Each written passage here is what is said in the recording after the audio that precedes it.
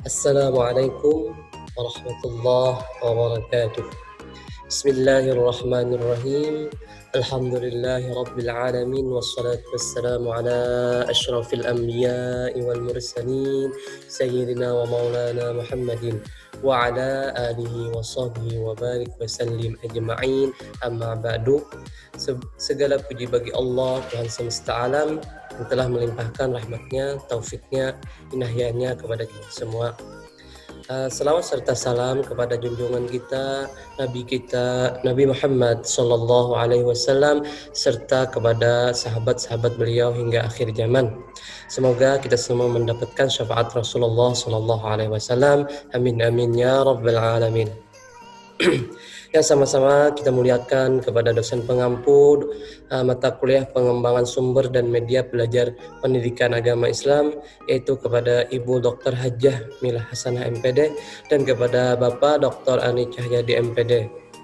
Semoga beliau selalu disehatkan oleh Allah Subhanahu wa Ta'ala. Izinkanlah hari ini saya akan menyampaikan sebuah makalah yang berjudul Desain Media Belajar Hadis.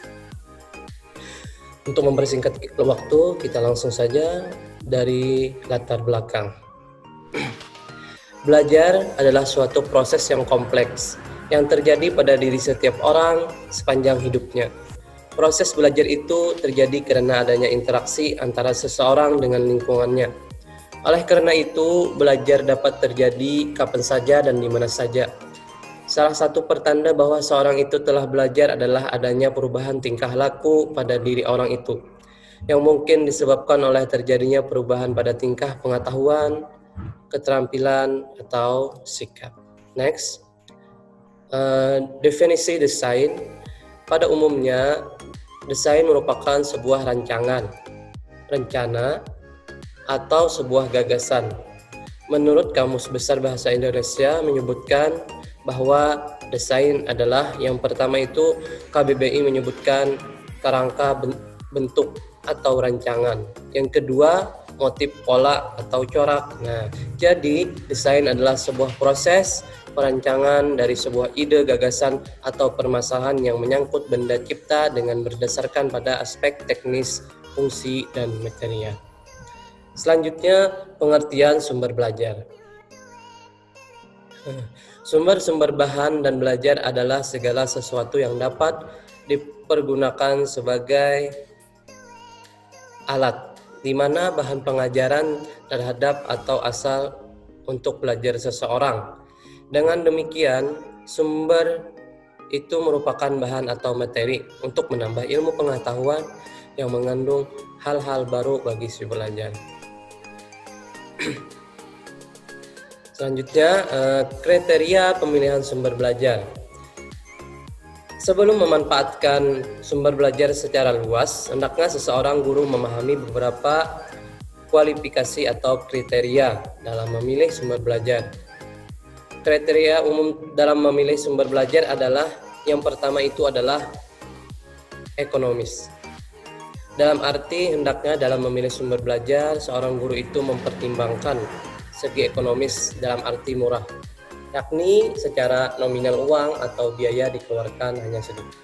Nah, jadi seorang guru itu memilih sumber belajar itu dengan kriteria yang murah atau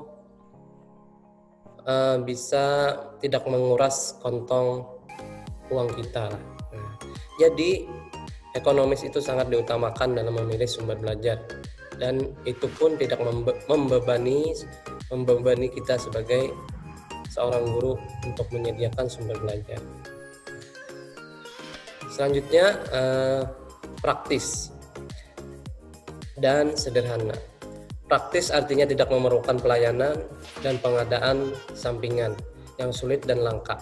Sederhana artinya tidak memerlukan pelayanan khusus yang mensyaratkan keterampilan yang rumit dan kompleks.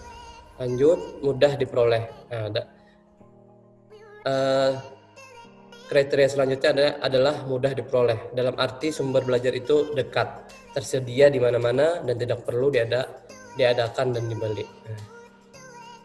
Selanjutnya bersifat fleksibel, artinya dapat dimanfaatkan untuk berbagai tujuan pembelajaran dan tidak dipengaruhi oleh faktor luar, misal kemajuan teknologi, nilai budaya, dan lain. Komponen-komponen sesuai dengan tujuan, mungkin satu pembelajaran sangat ideal, akan tetapi salah satu bahkan keseluruhan komponen ternyata justru menghambat pembelajaran. Jadi kriteria tersebut diutamakan adalah sesuai dengan tujuan pembelajaran seorang guru agar tercapainya tujuan yang telah dirancang oleh seorang guru dengan sumber belajar tersebut. Selanjutnya adalah manfaat sumber belajar.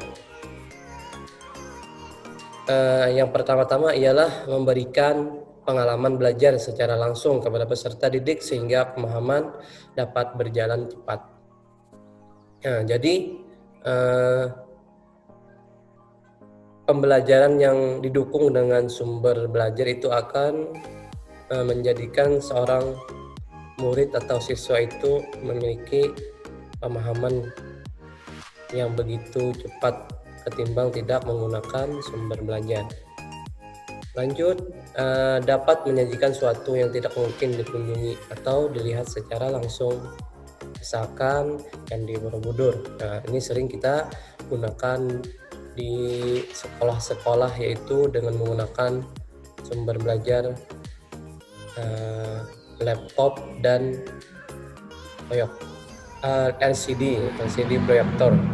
Nah, seorang guru sebelum memberikan pembelajarannya, mereka menyiapkan dulu sumber-sumber belajar yang akan mereka sampaikan ketika pembelajaran berlangsung.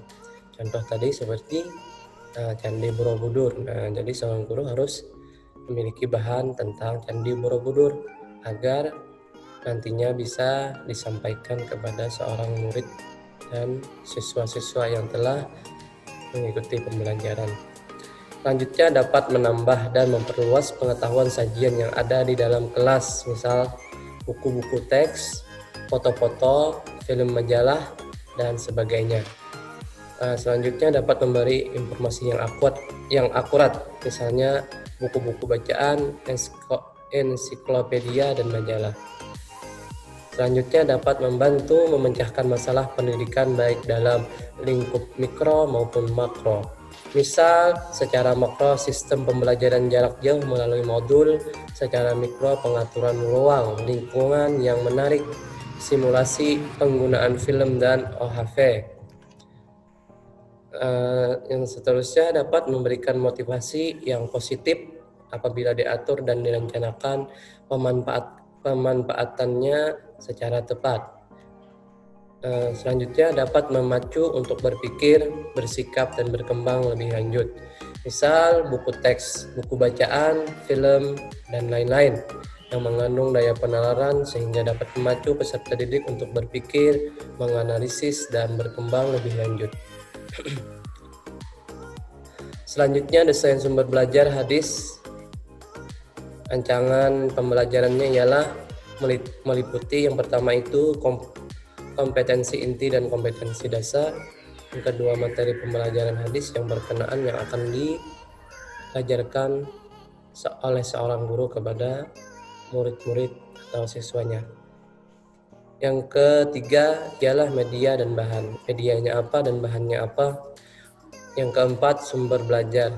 Nah, yang kelima langkah-langkah kegiatan pembelajaran. Yang pertama itu pendahuluan, yang kedua kegiatan inti, dan yang ketiga adalah penutup. Mungkin itu yang bisa saya sampaikan tentang desain media belajar hadis. Salah khilaf mohon maaf.